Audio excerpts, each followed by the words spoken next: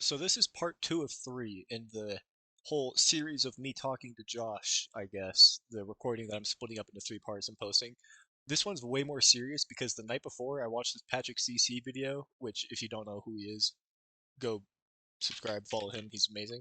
Um, and I had watched this video about YNW Melly, who if you don't know who that is, he's a rapper who was arrested for supposedly killing his friends. He's still on court trial, but he's being charged for first degree murder of his 2 best friends. And I had just watched a documentary about this the night before, so I wanted to talk about it. So the topic at hand for this one's a little more serious, but the next one is back to talking about stupid crap. Um, I promise. Just this episode is a little more serious of a topic, so enjoy whatever happens here. Speaking of just like rappers and stuff, have you actually gone down the rabbit hole of what happened to YNW Melly? No. Like, have you like actually looked at the case and everything? Bro, Uh, it's fucked. I watched like a documentary about him. Do you know who Patrick CC is? Yeah. Yeah, I watched his video where he just like kind of went over like his life and like what led up to the events of him getting arrested. Um, he so I had he's a small still on dispute with my trial. mother. He's still on trial. He's being tried for 2 accounts of murder. I can't remember what degree, but I'm pretty sure it's first. So like with intent and every like had a plan, had intention, went out and killed him. It was his 2 best friends, like growing up. But like the evidence is like so stacked up against YNW Melly, and like it's been like several years, and they're still like working on their counter argument, I guess. And like there's been so much, um, there's just so much evidence like within his music and within which is being argued on whether or not it can be used against him, as like all musicians, um because there's a lot of rappers that talk about like, ooh, fuck Aw, the police and man. kill people, but then they're like the softest dudes ever, like Drewski. Do you know who Drewski is? What is that one song like? Who I Smoke, dude? I don't know. There's but do you know who Drewski is? He's the guy that's like, he's with Jack Harlow a lot. They're like good friends and they do a lot of shit together. I might. He's the like big black dude. Oh yeah, yeah, yeah, yeah, I'm yeah, pretty sure he's the what do you mean by that guy. yeah, He's yeah, that guy. yeah, yeah, Yeah. yeah. He was doing a like genius type interview. It wasn't genius, but like it was one of those types of things where he's like explaining lyrics or whatever. And they were like, he said something like he said one of the lyrics, and Juicy was like, "Bro, what are you talking about?" And it was like lyrics to his own song, and he's like, "Pop the cap and blah blah blah," and he's like, What do you mean?" He's like, on your track, blah blah blah. And he's like, "You said pop the cap." He's like, "Oh, bro, that was shit. Fuck, I'm blind." Like, it's like I don't do any of that shit. Are you kidding me? Like, he's just like That's straight up funny. like, "Bro, I'm not blind." There's a goblin invasion Oh no, again. that's the 3rd Uh, time this week. Is it? Chief, we need you back. Sorry, that was a Clash of Clans reference. I don't know if you got that or not. Yeah, I got that. Okay, good. um, but yeah, no. So YNW Melly, like, the whole like thing was, they said they had like it was a drive-by and like his friends died, and that YNW wasn't in the car, and then like there was like a bunch of different stories, and then like once the real story came out, it turned out that YNW was in the car. A lot of the bullets trajectory were from the inside of the car shooting outwards, and then they took it somewhere to make it look like it got shot up. They said the original uh, crime scene was like on this one street intersection that was like right off a highway, whatever. And they said they got shut up there, and then they like went to the hospital. They did not. They were there for a little bit, and then they went to like the middle of nowhere, like just off the city, like boundary areas, and did it, and then went back. Either that or no, it happened on that intersection. And then they drove around for a while, like presumably, like the evidence presumably is saying that like they were trying to like figure out like their story, like get everything straight, right? And Yeah. then they drove to that like out side area, like outside the boundaries of the city, and then tried to make it look like it was they shot the car up. So like they like stepped out, shot it up, whatever, like made it look like that. All the windows were blown out, whatever. And again, I'm not saying like this isn't like 100% the true story. This is like what they're arguing that it's saying, and this is what, you know, I mean, the evidence makes it really damning. But he like just the lyrics in his music is so like it's way beyond like It's what no longer normally... like this is just lyrics. Yeah, like if you've heard, which again I still don't think that they should be legally allowed to use them, like just me personally, because if they do it to YNW Melly, which I do feel like it is slightly different, but like if they do it with him, then they're gonna have to do it with everybody, and it would not work the same way if they did it for everybody. So I don't think they should start now with him. Already, also because I think that he's pretty guilty already, and they don't need it.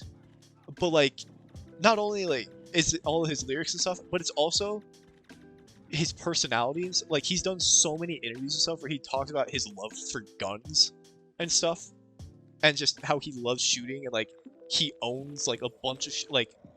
There's just so much evidence, and there's also evidence of him having bipolar disorder and all that stuff, and how he says like how he apparently claims to have like an alter ego named Melvin, who Oh, I got it. I actually got the Shadow Flame Hextall. Wow, that's so unexpected. Melvin? Dude, yeah, Melvin is so white though. His real name is oh, what's his... Wow, fuck, I forgot his real name.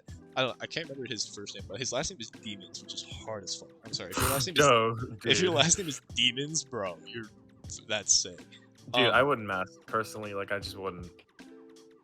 But I can't remember. His first name starts with an M, and it's similar to Melvin, but it's not quite. But his like quote unquote his self like prescribed, or not even self prescribed. I think he is like straight up just bipolar. But he like apparently has this alter ego named Melvin, who's like the more serious, like fucked up version of him. So like there's so much argument going on right now of like what do they do with him? Because it's like there's so much evidence, but some of it is like still in a like a legal gray area of can we use it and can we not use it and stuff like that, and like it's just such a complicated case. And the worst part about it all is like I truly believe in like the whole innocent until proven guilty thing, because there's been so many cases where that didn't happen and it like completely ruins people's lives. Yeah. So like I will like always 100% be that way. So I'm still, I mean, it's really hard in this case to view him as innocent, but like I'm still trying my best to like have a human empathetic connection with him, I guess. And there's been so many stories and stuff coming out, and like because he's not like he's still on trial, he's not arrested, he's detained, right? Or like whatever the legal thing is. So he's in jail, but he's not like he still has like some of his rights and stuff. Like he still has access to like the outside world. So like they allow him to tweet and stuff like that, like or just use phone, media, all that crap. And like the few times that it's happened, like the stuff that he's been describing, and not just him, but I'm also pretty sure some other people like from the inside have also said similar things, that like he's just being treated like subhuman. Like the guards are like specifically that's just what they like do in jail. Like no, but like it's specifically worse to him. Like because keep in mind, this isn't jail. It's not jail. This is like it's where he is like while he's waiting, and like the guards are like beating him within like the inch of his life with no warning and stuff like that, and like just treating him completely subhuman. Which again, yeah, it's all jails. No and warning. If they gave him a warning, it would have been so much like I would have been chill with it. But no warning, man. Hey, we're gonna beat the shit out of you. What? And just start kicking his ass.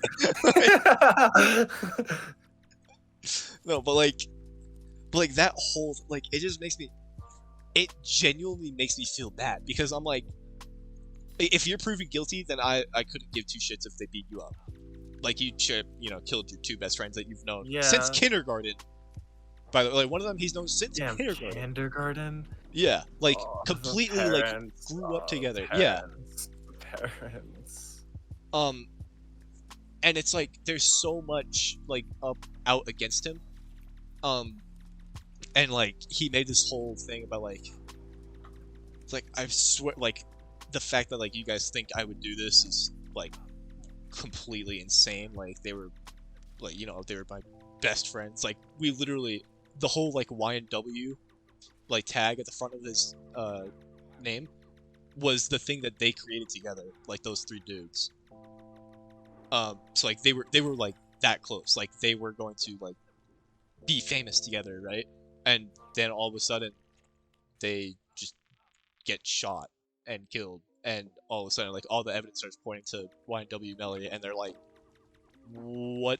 They're still, like, that's the biggest, issue with the attack, or not the attack, whatever the fucking, oh, an egg. Sorry.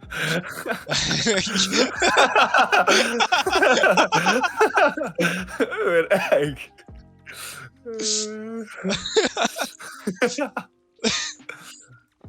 Okay, carry on. That's one of the main arguments of the prosecutors, is that they don't have, like, a clear motive. Like, there's no, like, they have no idea why he did it, other than, like, just that he loves guns and he fascinates killing people all the time, which, I mean, is pretty, again, damning evidence. But, like, that's very damning evidence. Like, it's very damning, but at the same time, it's not as much as you think, because it's literally, like, it's his best friends that he grew up with his entire life. Loving guns is coincidental, though. Like, you can't just be like, oh, you love guns, you killed this man. Well, the thing is that it's not the loving guns, and then all of a sudden it also equates to him shooting people. It is the fact that he loves guns, and he owns a lot, so much so that, like, he has access to be able to do something like this. And then also the fact that he fascinates about killing people all the time. And it's not just in his lyrics too, I'm pretty sure. I'm pretty sure there's been interviews where he's, like, said that he's fascinated, like, with Jeff. He said some really fun stuff. But also, like, again, it's one of those things where, like, you can only take it so seriously because, like, you can tell he's very clearly not, like, mentally all there. Like, he's not completely healthy, which isn't a full excuse. I 100% like understand, but at the same time, like, I don't know if you've ever, I think they made a movie out of it, the book called Just Mercy. Yeah, they made a movie. It had oh, what's his name, the guy who plays in the Creed movies, Michael B. Jordan. Oh yeah, about him. The whole story about that was it's based off a real story. Like, the book is written by the dude that, like, it's his life story.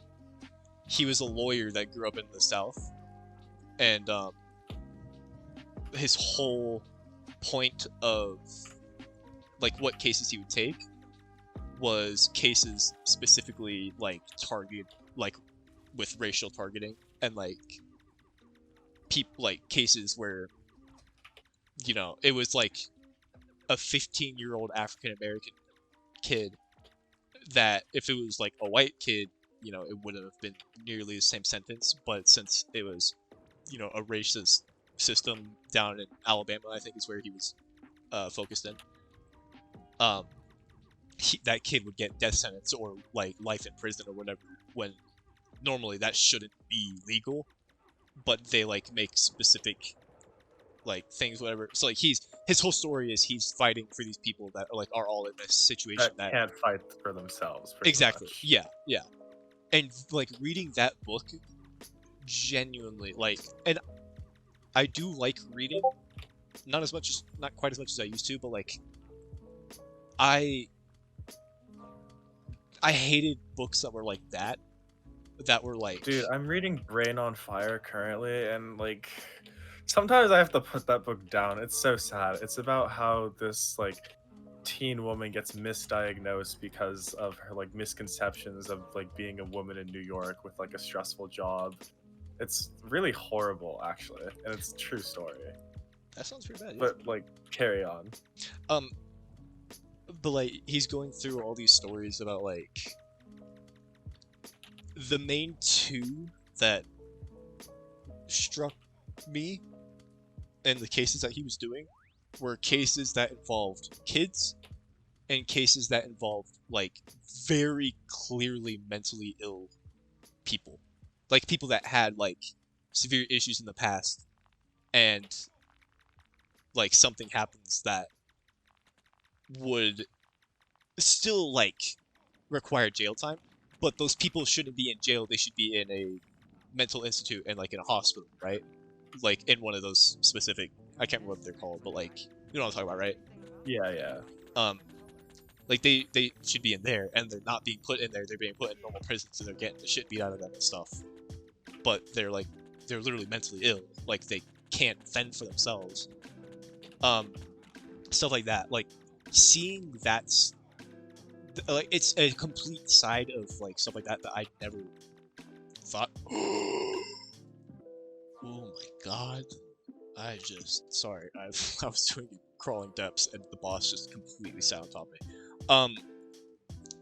It's one of those things that like I never thought about, and then like all of a sudden it started coming out that it was happening like in the book, and I was like, it was just like, it wasn't stories, or it was stories, but it wasn't like made up stories. It was stuff that he went through, he had to fight for, and some of the things that like he had to fight for were so like asinine that it wasn't even an argument, that it was just mind-boggling.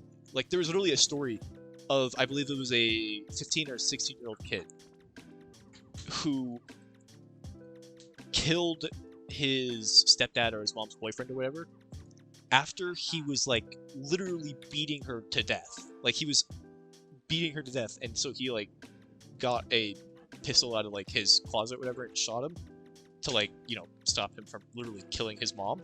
And he went to jail. I'm pretty sure he either got a life sentence or he was on death row for that. He literally, like, it was like a 15-year-old kid who saved his mom's life and acted in that, not self-defense, but in the defense of another, in which most, 99.9% of the cases would mean you're not guilty. He was found guilty like almost immediately because it was the Alabama like judicial system, and he was an African American kid, and it was just like completely fucked against him. Like it just stuff like that really opened my eyes to like the whole just everything when it comes to like prosecuting people. So seeing something like this happen, I have no idea what to think, because I'm like, it's very clear he's mentally not okay, but at the same time it's also clear that it's not mentally incapacitated, it's just mentally prohibiting. Like he's still a functioning human, he just makes decisions that not a normal person would make. But like at what point does it hit that line of like he's a psychopath or he needs help, like at what point does it cross that line? It's just, I don't know, there's so much stuff with that this conversation went from like really funny bright topics to talking about some really dark stuff, but like I don't know, it's just something that I've thought about in the past. Also, quick change of subject.